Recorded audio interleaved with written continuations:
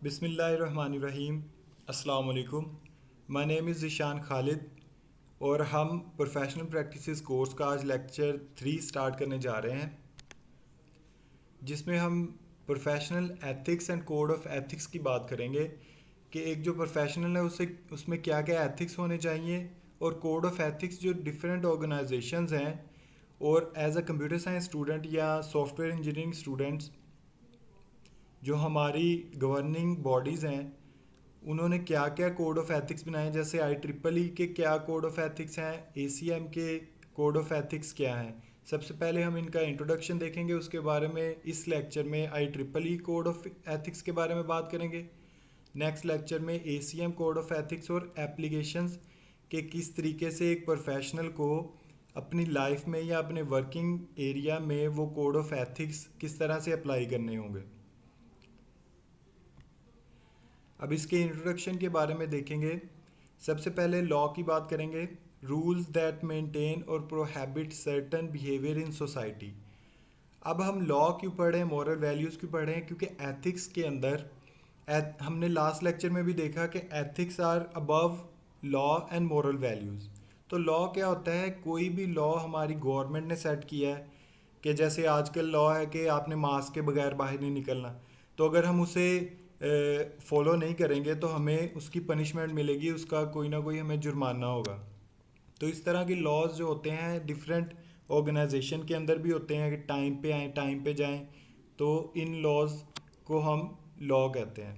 फिर moral values की बात करें तो मॉरल वैल्यू हमें हमारा कोई पर्टिकुलर ग्रुप, जैसे कोई इस्लामिक ग्रुप है उसमें मॉरल वैल्यूज़ और किस्म की होंगी। उसके अलावा ये आपके एटीट्यूड, जो आप में बिहेवियर जो होता है, जैसे आपके घर वाले आपको जो चीज़ें सिखाते हैं वो आपकी मॉरल वैल्यूज़ होती हैं। उसके बाद बात करेंगे एथिक्स। तो एथिक्स इन दोनों से बढ़ के होता है। जैसे define ethics define socially acceptable behaviour. तो जैसे इसकी एग्जांपल मैं देता हूँ कि जैसे बाइक किसी की ख़राब हो गई है, रास्ते में आप जा रहे हो, तो आपका क्या वहाँ पर एथिक्स, आप किस तरह से अपने शो करेंगे कि आप रुक के उसकी हेल्प करेंगे।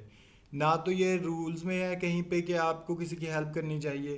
तो इस तरह से ये एक पर्सन का एथिक बिहेवियर शो करता है, ऐसी एक्टिविटीज़। अब बात करेंगे कि कोड ऑफ एथिक्स क्या होते हैं।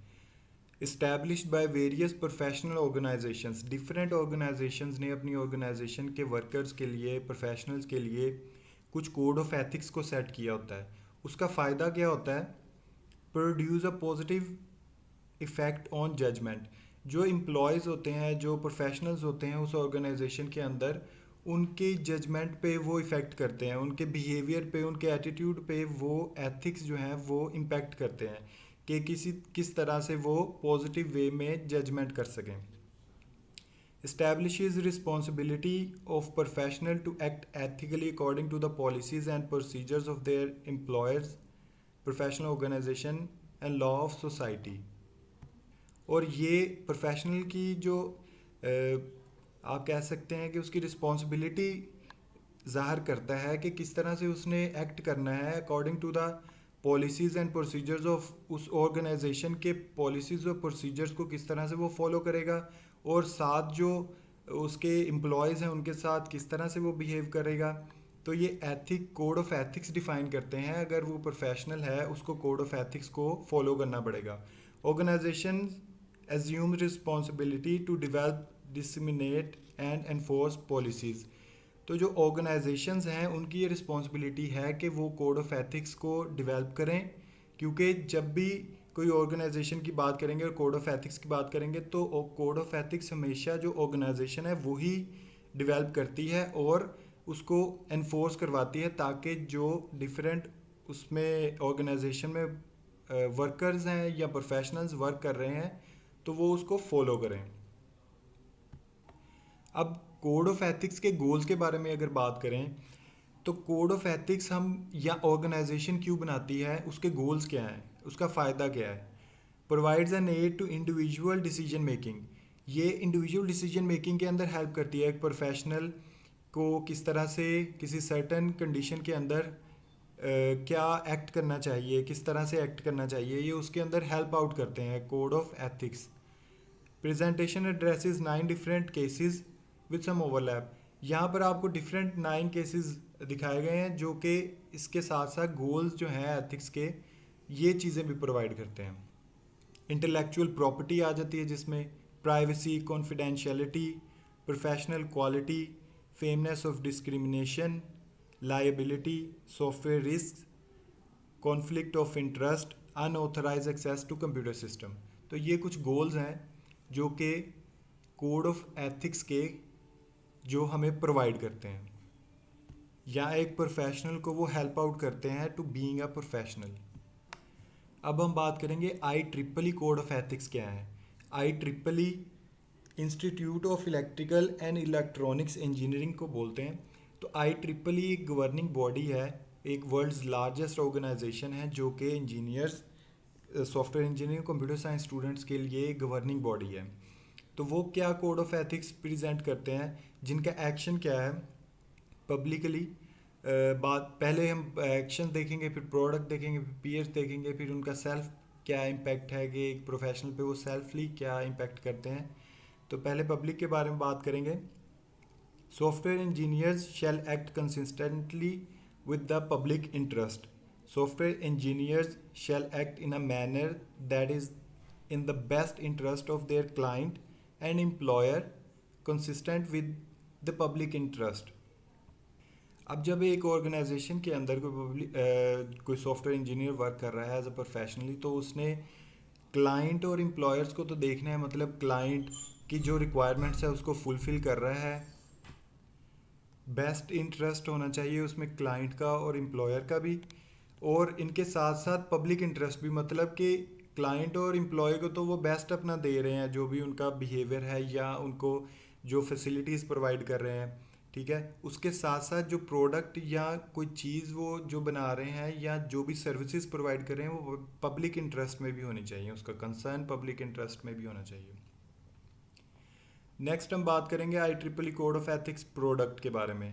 तो प्रोडक्ट्स में क्या है, software engineers shall ensure their products and related modifications meet the highest professional standards possible.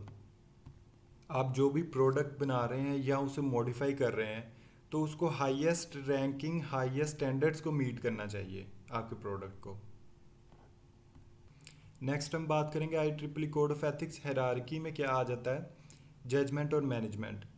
Software engineers shall maintain integrity and independence in their professional judgement. अब IEEE कोड ऑफ एथिक्स क्या कह रहा है कि जो भी एक सॉफ्टवेयर इंजीनियर है उसको दयानतदारी और अपने इंडिपेंडेंट तौर पे, मतलब खुद मुख्तार हो के उसने प्रोफेशनल जजमेंट करनी है।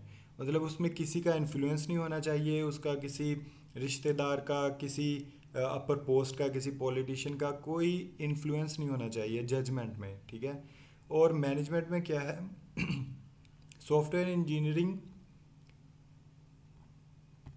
managers and leaders shall subscribe to and promote an ethical approach to the management of software development and maintenance। और अगर आप किसी टीम के लीडर हैं और उसे मैनेज कर रहे हैं तो आपने उसके अंदर अपने टीम मेंबर्स के साथ भी एथिकल अप्रोच ही यूज़ करनी है।